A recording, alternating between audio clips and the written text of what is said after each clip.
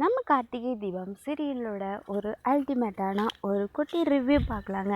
நம்ம சேனலை மறக்காமல் சப்ஸ்கிரைப் பண்ணிவிடுங்க. பக்கத்தில் பெல் ஐக்கான் இருக்கும், அதையும் ப்ரெஸ் பண்ணிடுங்க. வாங்க வீடியோக்குள்ளார போகலாம். நம்ம கார்த்திக் ப்ரோ கம்பெனிக்கு ஒர்க்குக்கு போயிடுறாரு. வீட்டில் தீபா இருக்காங்க.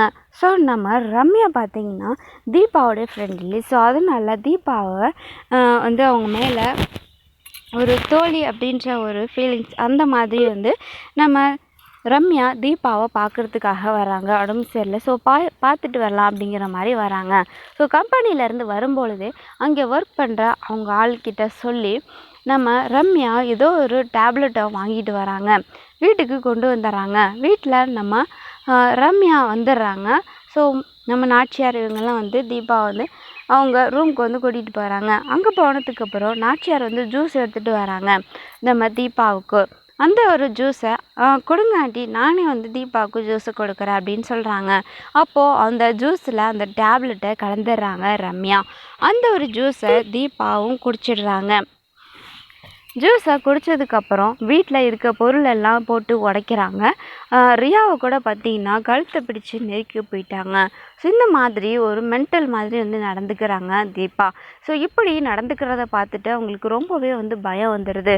அதுக்கப்புறம் கொஞ்ச நேரத்தில் அவங்க நாச்சியார் தீபாவை கூட்டி கொண்டு போய் ரூமில் அவங்கள கொஞ்ச நேரம் ரெஸ்ட் எடுக்க சொல்கிறாங்க. ஸோ இப்படி நடந்துக்கிறத பார்த்துட்டு வீட்டில் இருக்க எல்லாருக்குமே ரொம்ப பயம் வந்துடுது.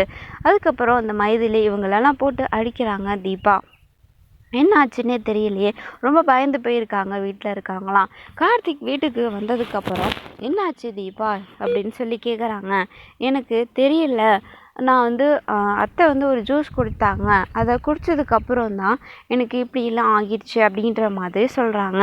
ஸோ கார்த்திக் என்ன ஜூஸ் குடிச்சிங்க, அந்த பாட்டில் எங்கே அப்படின்னோடனே அந்த பாட்டில் ரூமில் இருக்குது, அதில் கொஞ்சமாக ஜூஸ் இருக்குது.